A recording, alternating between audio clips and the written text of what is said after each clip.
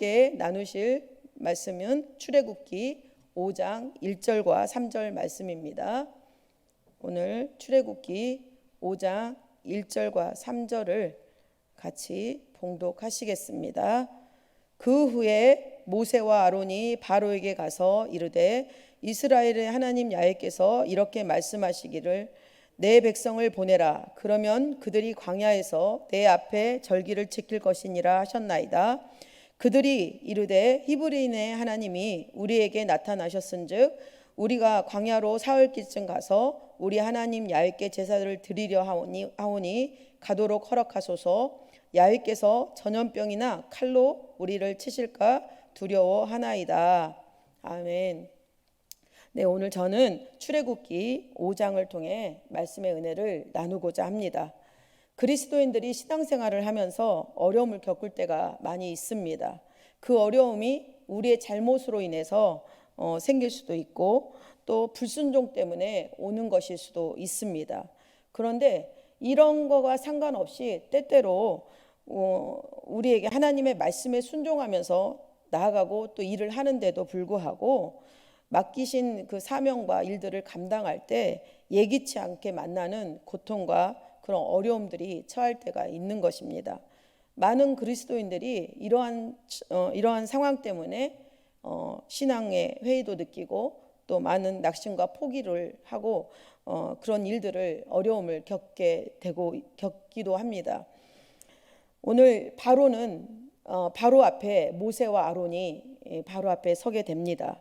하나님의 부르심을 따라서 모세는 이스라엘 백성의 해방이라는 막대한 임무를 하나님께 부여받습니다. 그래서 그 사명을 가지고 애굽에 들어가서 아론과 함께 처음 바로와 첫 대면을 하게 됩니다. 모세와 바로의 첫 번째 만남이고 첫 번째 대결이 시작된 것입니다. 모세는 바로에게 내 백성을 보내라. 그러면 그들이 광야에서 내 앞에 절기를 지킬 것이니라 라는 하나님의 명령을 전달합니다. 그러다 바로는 이렇게 반응합니다. 야훼가 누구냐라고 반문을 하는데요. 2절 말씀입니다. 바로가 이르되 야훼가 누구이기에 내가 그의 목소리를 듣고 이스라엘을 보내겠느냐. 나는 야훼를 알지 못하니 이스라엘을 보내지 아니하리라. 바로는 야훼를 알지 못한다라고 단호하게 거부합니다. 여러분, 사실 바로는 야훼 하나님을 알지 못합니다. 왜냐하면 애굽의 수많은 신들 가운데서 야훼라는 신은 알려진 바가 없기 때문입니다. 그리고 애굽 왕 바로는 자신이 태양신이라는 신적 권위를 갖고 있는 왕입니다. 그렇기 때문에 야훼 하나님보다 그 바로 자신이 우월하다고 생각합니다. 그래서 야훼가 누구냐라고 이렇게 말하는 속성에는 매우 냉소적이고 빈정거리는 그런 어떤 말이었다는 것입니다. 그래서 이렇게 생각했겠죠. 감히 태양신인 나를 능가하는 그 모르는 정체불명의 신이 그 신 따위의 말을 내가 듣겠느냐, 이런 생각을 하고 이렇게 던진 말일 수도 있다라는 것입니다. 자신을 신격화한 바로가 지금까지 애굽인들과 바로에게 알려지지 않았던 진짜 신 야훼 하나님과 이제 대결을 시작하게 된 것입니다. 이스라엘 백성은 물론 바로와 애굽의 백성들까지 모두 야훼가 진정한 참 하나님이시구나를 이제 보게 될 것입니다.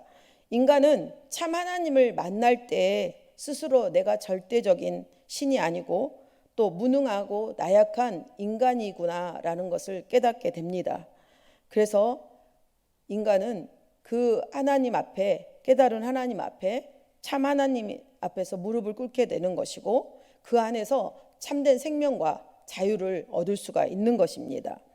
바로가 야훼를 모른다는 바로가 야훼 하나님을 모른다고 하자 모세는 야훼를 히브리인의 하나님이라고 바로에게 소개를 합니다. 3절 말씀입니다. 그들이 이르되 히브리인의 하나님이 우리에게 나타나셨은즉 우리가 광야로 사흘길쯤 가서 우리 하나님 야훼께 제사를 드리려 하오니 가도록 허락하소서. 야훼께서 전염병이나 칼로 우리를 치실까 두려워하나이다. 여기서 히브리 사람들에 대해서 조금 짚어보고 싶습니다. 여기서 말하는 히브리인들이라는 것은 혈통이나 인종적인 차원이 아닙니다. 사회적인 계급을 가리키고 있는데요. 즉 히브리 사람들이라는 것은 지금 애굽 땅에서 애굽 땅 그 사회 밑바닥에서 천하고 힘든 허드렛 일을 하고 살던 그 이스라엘 백성들을 가리킨 그 히브리인들이라는 그런 지칭을 말하고 있는 것입니다. 이것을 볼 때 우리는 하나님께서 절대 강자인 바로 앞에서 당신 스스로가 이렇게 무능한 자의 하나님으로 당신을 모세를 통해서 소개를 한 것입니다. 하나님은 자유가 짓눌리고 바로의 억압에 판치는 곳에 찾아오셨습니다. 강한 자의 기득권을 비호해 주는 것이 아니라 약자인 히브리인의 하나님으로 찾아와 주신 것입니다. 잠언서 14장 31절은 이렇게 말씀하고 있습니다. 가난한 사람을 학대하는 자는 그를 지으신 이를 멸시하는 자요, 궁핍한 사람을 불쌍히 여기는 자는 주를 공경하는 자니라. 이렇게 말씀하고 있습니다. 하나님께서 이스라엘 백성들을 광야로 인도하시려는 목적이 있었습니다. 바로의 강하고 혹독한 억압과 그 노역의 노예 생활에서 그 이스라엘 백성들을 벗어나 하나님 앞에서 그 이스라엘 백성들이 절기를 지키고 하나님께 제사를 드리도록 하기 위함이었습니다. 오늘 저와 여러분이 하나님께 드리는 예배는 일상의 억압과 또 삶의 고난의 자리에서 벗어나 하나님이 주시는 평안과 기쁨의 예배가 되어 그 하나님의 것을 누리고 나누는 그런 예배가 되시기를 소망합니다.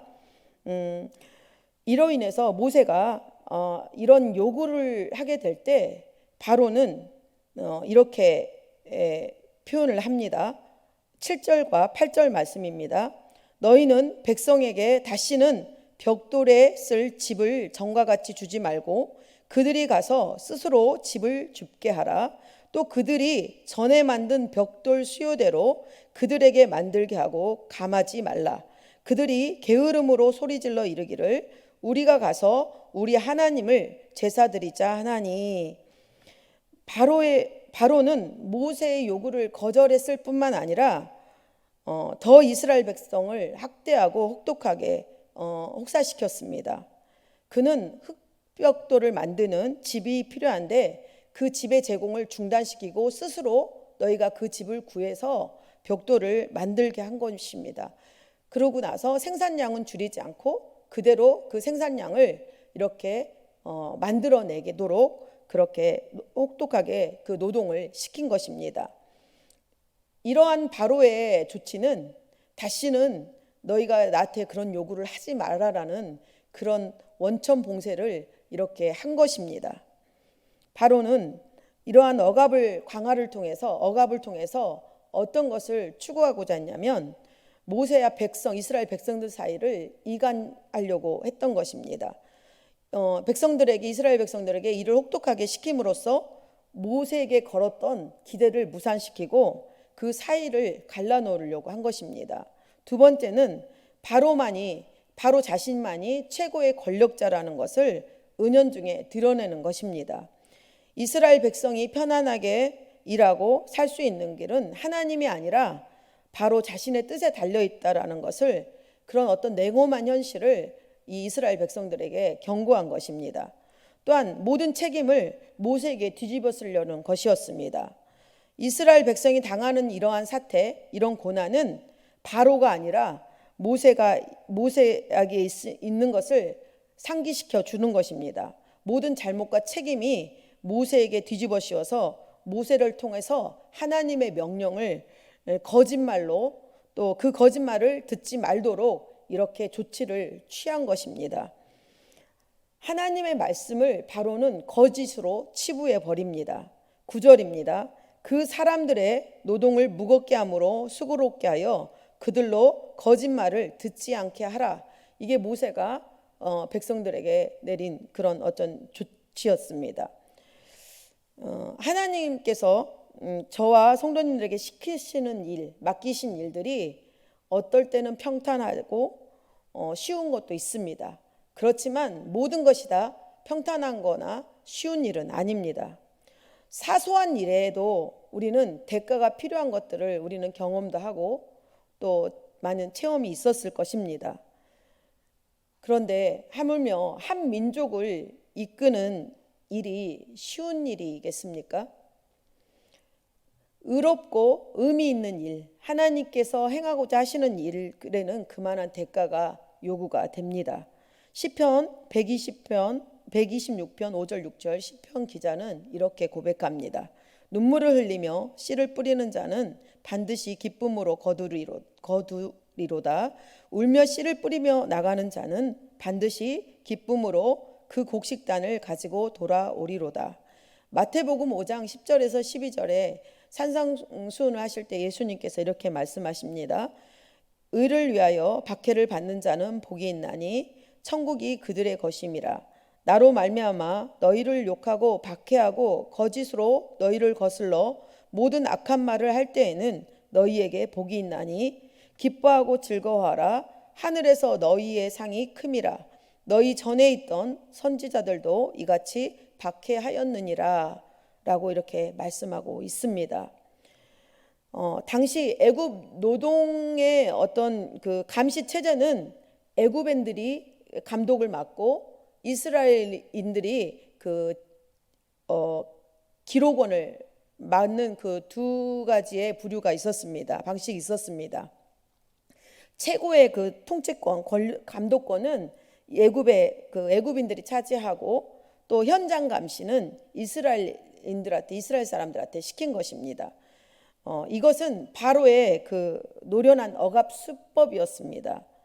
억눌린 민족 사람들 중에서 어떤 한 사람을 뽑아내서 최소한의 특권을 주는 것입니다.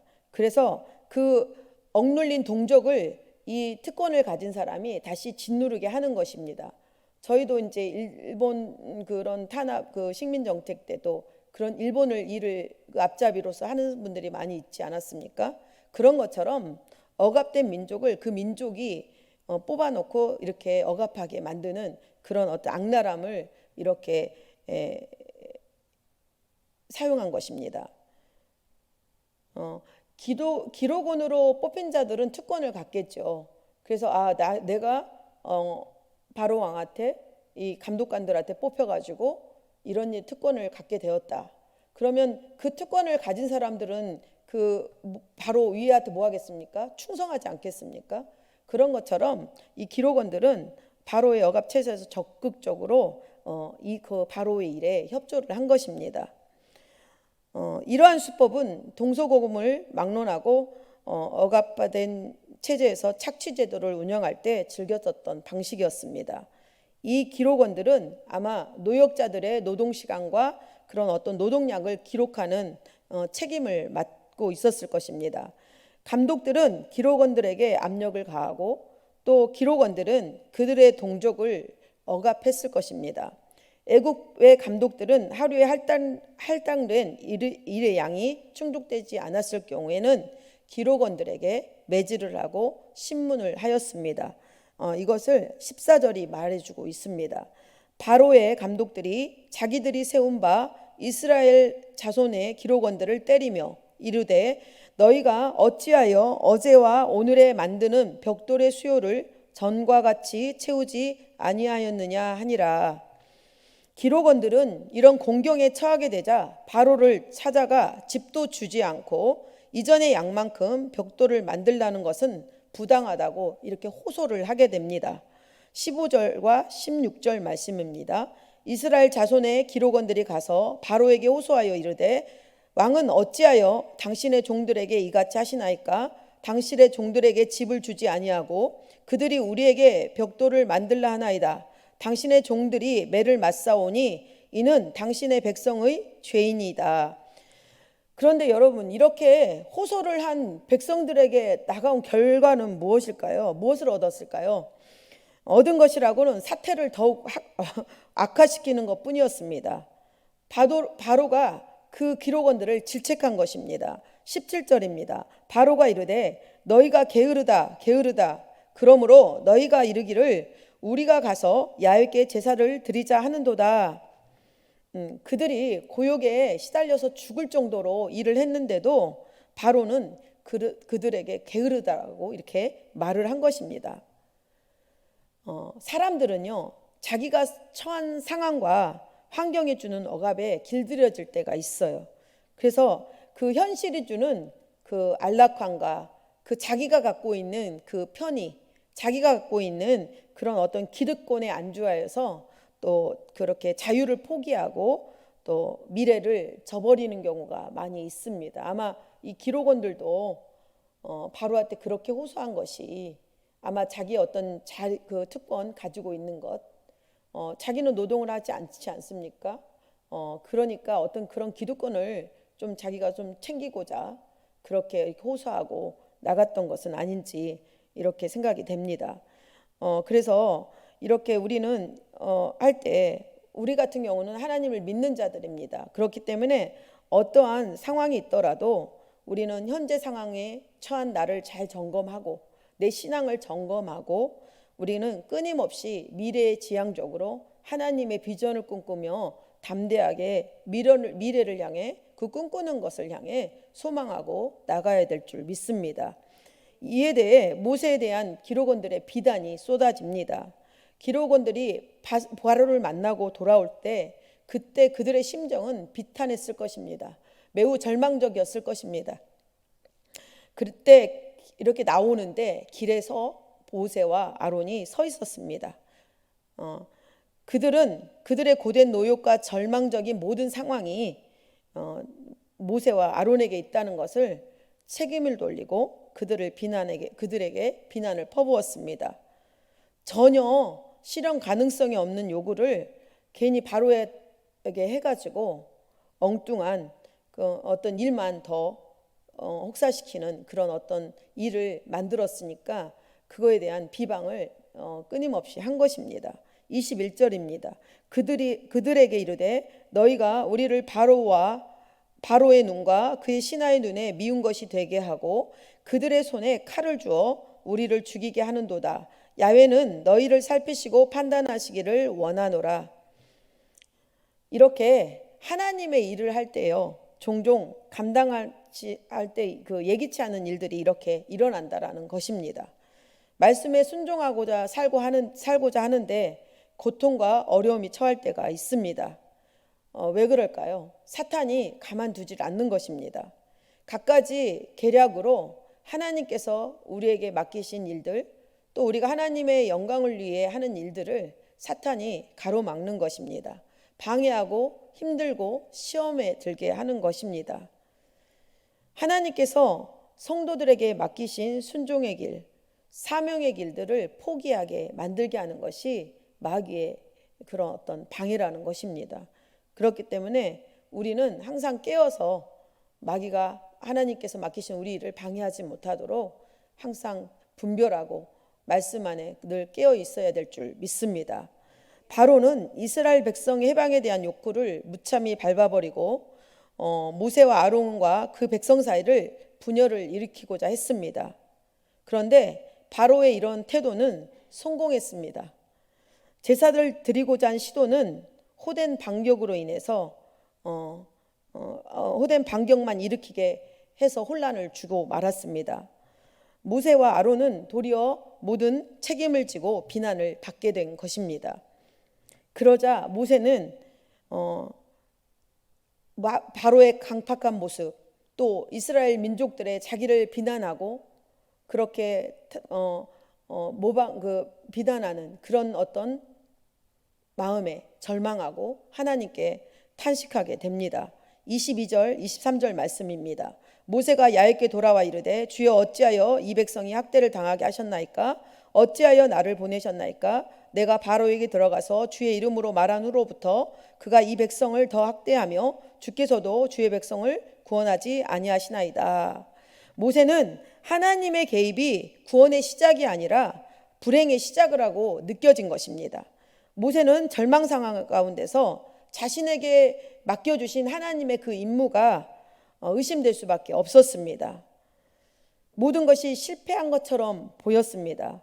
모세의 깊은 절망은 하나님께서 자신에게 주신 약속과 소명이 하나님께서 일하시는 것 같지 않게 느껴진 것입니다.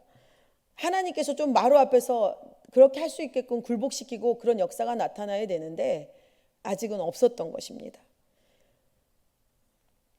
그런데 우리는 이러한 어둠의 때, 저와 여러분이 하나님의 일을 할 때 이런 어려움을 만나고 암흑기 같은 보이지 않는 하나님의 일하심이 전혀 느끼지 않을 때 우리는 그때가 하나님께서 일을 시작하는 때이심을 믿으시기 바랍니다. 바로는 첫 번째 대결에서는 모세와 바로의 대결에서 하나님은 첫 번째로는 역사하지 않으셨습니다. 하나님의 뜻대로 우리가 살아가려고 생각하는 만큼 하나님께서 움직이지 않으실 때가 있습니다. 어떤 응답이나 일을 더디하실 때가 있다라는 것입니다. 하나님의 일을 하는데 계속 꼬여갈 수도 있습니다. 나름 나는 순종한다고 사는데 복받기는커녕 불행한 일만 자꾸 우겨쌈만 오는 것 같습니다. 오늘 본문이 그렇습니다. 본문의 상황은 보면 하나님과 모세가 실패한 것처럼 보일지 모릅니다. 그러나 하나님께서는 뭐든지 당신이 세우신 뜻대로 계획대로 이루십니다. 오늘의 실패는 실패가 아닙니다. 출애굽을 위한 시작에 불과합니다. 하나님의 계획은 우리 이스라엘 민족 전체를 한 명도 빠짐없이 출애굽시키는 것이었습니다. 하나님께서는 바로의 이런 완악하고 강팍한 마음을 통해 결국 선을 이루시게 됩니다. 우리의 싸움은 지는 것 같지만 지는 것이 아니라 이기는 싸움입니다. 우리의 싸움은 어떠한 진도 무너뜨리는 하나님의 능력으로 하는 것이기 때문입니다. 그러므로 저와 여러분들, 우리 성도님, 믿음의 사람들은 하나님의 권능을 믿고 낙심하거나 포기하지 말아야 합니다. 하나님은 전능하신 능력과 권세로 바로를 굴복시키심으로 하나님의 권능을 밝히 드러내시고 역사하실 것입니다. 그러하기에 주의 일을 감당하는 사람들은 시련으로 인해서 낙심하거나 포기하지 말아야 합니다. 항상 마음을 강하게 하고 담대해야 합니다. 바울의 고백처럼 선한 싸움을 힘써 싸우고 믿음으로 달려가야 합니다. 그러기 위해서 우리는 모세가 그 어렵고 난감하고 절망적인 순간에 하나님께 탄원하고 기도했던 것처럼 우리는 탄식 같은 기도를 드려서라도 그 기도를 우리가 드리더라도 하나님께서는 우리에게 믿음과 소망을 주실 줄 믿습니다. 포기하지 않고 달려갈 수 있는 그 승리를 하나님께서 주시고 도와주실 것입니다. 로마서 12장 12절은 이렇게 말씀하고 있습니다. 소망 중에 즐거워하며 환난 중에 참으며 기도에 항상 힘쓰며 라고 말씀하고 있습니다. 이제 하나님의 개입으로 인해서 이스라엘의 해방은 시작될 것입니다. 하나님의 모세의 기도를 들으시고 하나님께서는 말씀하셨습니다. 출애굽기 6장 1절입니다. 야훼께서 모세에게 이르시되 이제 내가 바로에게 하는 일을 내가 보리라. 강한 손으로 말미암아 바로가 그들을 보내리라. 강한 손으로 말미암아 바로가 그들을 그의 땅에서 쫓아내리라. 아멘. 오늘 하나님께서 바로를 통해 하나님의 강한 손으로 그 바로 손에서 그 땅에서 이스라엘 백성들을 건지실 것입니다. 우리도 하나님께서 우리의 모든 현실과 처한 상황과 문제들 가운데서 하나님의 강한 손이 저와 우리 성도님들을 위해서 일하시고 역사하실 줄 믿습니다. 네, 기도하시겠습니다. 좋으신 하나님 아버지, 고맙고 감사합니다. 아버지, 떨림으로 두려움으로 바로 앞에 섰을 모세의 용기, 또 그리고 하나님 그 첫 대면과 첫 대결이 실패인 것 같지만 하나님께서 반드시 역사하시고 그 강한 손으로 이끌어 주시는 그 모든 과정을 이루게 하실 것을 믿습니다. 이제 하나님, 우리가 처한 현실에 낙심하거나 하나님의 맡겨주신 일이 순종하고 따라갈 때 어려움이 있고 막힌 것 같지만 실망하거나 낙심하거나 절망치 않고 오직 하나님 앞에 마음을 토하며 하나님 앞에 드려지는 모든 기도를 통해서 강한 손으로 일하시는 그 하나님의 능력과 역사하심을 보게 하여 주시옵소서. 그 믿음과 그 경험으로 항상 기뻐하며 위의 것을 소망하며 도전하는 우리 믿음의 모든 성도님들의 승리의 삶을 이루게 하여 주시옵소서. 오늘도 귀한 시간 주심을 감사하고 예수님의 이름으로 기도드립니다. 아멘.